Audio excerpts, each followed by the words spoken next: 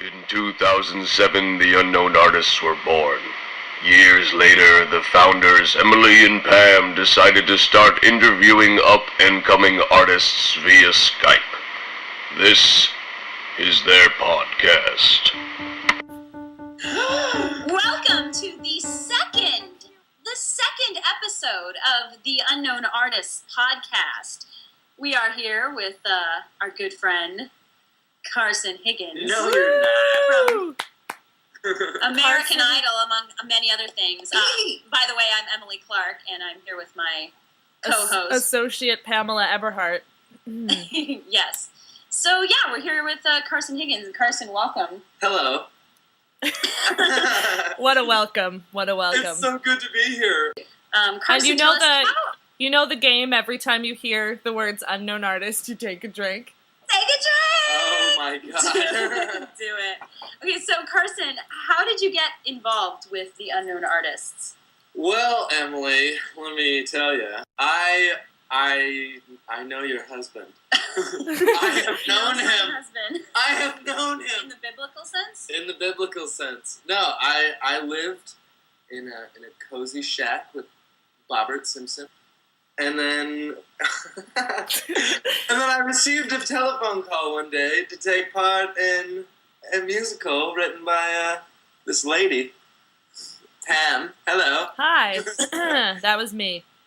And I came and I auditioned and I sang and I read and it was a lot of fun and I got picked. What was the name of the show that you did with the Unknown Artists? That particular show was Right Together, Love Together. But yeah, no, that's how I got in with this ragtag hoodlum crew. So Carson, I've got a question for you. Hit me with your best shot, Pat Benatar. If you could work with any actor, who would it be? Oh my god. I mean, I'd love to be in something with Jim Carrey, just because that would be Very a talented. fun day of work. Gotta love Jim Carrey. Yeah, you gotta. And then also probably Christian Bale, because I'd want to see if I can get him to yell at me. Carson, tell us, a little bit about your American Idol experience. Well, it was probably one of the funnest things ever, because I've watched the show every single season, and so then to wake up one morning and be like, you know what, I have nothing better to do today. I think I'm going to go audition for American Idol. It's the weekend, and I have no plans, because that's what starving actors have. No plans. No plans. So woke up and went down there, and I at first I thought it was going to be a joke. Like, I wanted to just do something just with the right amount of flair to get on television. I thought that would be a good way to spend the afternoon. What did you sing at the initial audition? Well, I wanted to sing Trapped in the Closet by R. Kelly. I'm not even kidding. That's what I went there. I was like, yep, that's what I'm doing. Either that or Bump and Grind. It was going to be R. Kelly no matter what. But in my extensive research of American Idol, just from watching it all the time, when I actually got up in line to audition, I saw that the lady I had to audition for was this woman named Deborah Bird, who's like the vocal coach that works with the top 12 contestants like every week. Uh-huh. I was like, this lady's never going to put through a joke. I have to try. For real? I have to try for real, or else I'm not going to get to be on camera. And then I'll sing Trapped in the Closet. So I get up there and I sang Black and Gold by Sam Sparro, and they dug it. But then they were like, you got something else? I was like, yeah, how about Mary Jane by Rick James? Nice. So I sang that, and they dug it, and they put me on to the next round, because the thing is, like, the very, very first round isn't for J-Lo and Randy and all them. Right, yeah. It was wild. I mean, I got to go to Las Vegas for free. And you were recently in Chicago with some alum. Yeah, it was Chris Medina, Caleb Hawley, Tatanisa Wilson, who was in the top 24, and my good buddy Jerome Bell.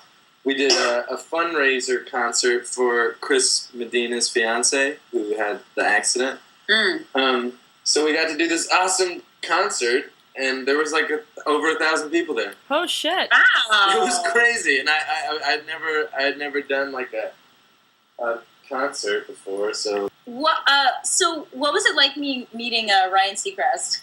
I thought he was gonna be kind of like how he is in Knocked Up. When I like that was the version of Ryan Seacrest I was expecting to meet. Douchey version. Yeah, but he he's was like actually a really like nice guy, right? so nice and so professional. Like he would come in and do everything in one take. Like everybody would have to be ready to go, and the cameras would come in, and then he'd come in and do his thing. Whatever. I miss him though. Ryan, if you're listening, we should go get some Chipotle. I love Chipotle. I'm nervous. Juicer. Wow. We brought that up, huh? Let me clear this up. So, my friend Oscar Goobleman and I were attending the wedding fiesta of Emily Clark and Bob Simpson. We were dressed and ready to go. They were fabulous. We had the address on the Google Maps. We were ready to see a effing wedding. And we were on our way, and the aptly named Goobs looks over at me and says, "Hey, are we supposed to bring presents?" I was like, "No, it's not their birthday. What?" And he's like, "No, man, I'm pretty sure we're supposed to bring a present." I was like, "Oh, shit. I have an idea." And there was this very handsome Mexican man standing on the corner selling bags of oranges. It was a rather large bag of orange for a relatively affordable price. So I was like, "Goose, let's get them some oranges, and then we'll tell them that there's a juicer involved so that they don't think we're assholes." I have to learn, though, that sometimes there are places where you don't have to be funny. You could actually, fork out the money to get the juicer that you told them about. I disagree. I think my wedding was the story is so much better than any juicer you could have gotten. I can't wait to. Oh man, I can't wait to replay that. I still tell people about the mashed potato bar. Oh. Yeah, we had a mashed potato martini bar at our wedding. It was like amazing. I had never seen anything like martini glass. I know exactly what picture I'm putting up for this part. With all the fixins. I know which one you're gonna put up. Derry Berry. You're bringing out the most beautiful words in the English language. Derry Berry. Well, I think what you're referring to is the game of Mafia we played. The game of Mafia, Corbin Blue will tell you how to play it. I can't do it. But that was probably the funniest thing I've ever heard in my life. Yeah. Bob's commentary of Mafia. No, your defense. Your response. In Mafia. For those of you who don't know out there, Mafia is a game that you play with people in a circle, and some people are mobsters and some people are townspeople, and you have to decide who the mobsters are. Because people keep dying. And people die, that's kind of it in a nutshell. And so you can accuse anyone, and, all of the classic unknown artists were there, as well as Corbin Blue, who is a fan. He's a fan of us. And Corbin loves Corbin. An all-around awesome dude. He's awesome. He's fabulous. And we were playing Mafia, and Carson got accused, right? Yep. Yeah, I got accused of murder. It was the best. Oh my God. It was real. It was pretty amazing. Okay, new question. Where do you see the unknown artists in 5 years? Honestly, what I think what would be awesome is if we had our own theater. Yeah. It was just like Unknown Artist Theater. Boom. And then we just have seasons and shows all the time. And they have to make a new award show just to give awards to us and other people that try to match our awesomeness. Awards. They can't quite hack it because they're just not dope enough. Get out of my head, Carson. Get out of my head. So, Carson, tell us about your very best friend, Oscar Googleman, who is a new member of the Unknown Artists. Oh my God! The you guys Goobs. have no idea what you're getting yourselves into. He's actually going to come and do one of these. He's going to be our next episode. All right.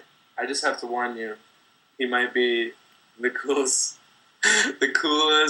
nerd of all time. Look at him, he's like giggling like he's in love. I am in love with him, and I'm not afraid to say it. He's beautiful, Burt Reynolds looking. Oh my god, he's so Burt Reynolds. He's a little Incredible Hulk of a hairy beast. And I think you guys are going to have a lot of fun with him.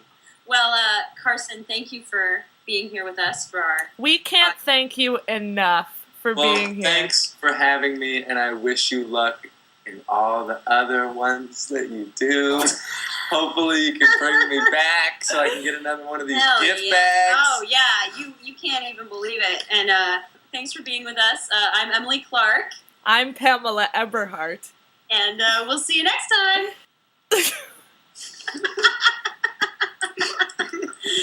I don't know. I think that was good. That's what came out. You don't have to keep it. What did you even say? I think you don't know, but I spit on a computer. Don't know about the future. That's anybody's guess. Ain't no good reason for getting all depressed. Fire up your pad and pencil. I give you a piece of my mind. In my opinion,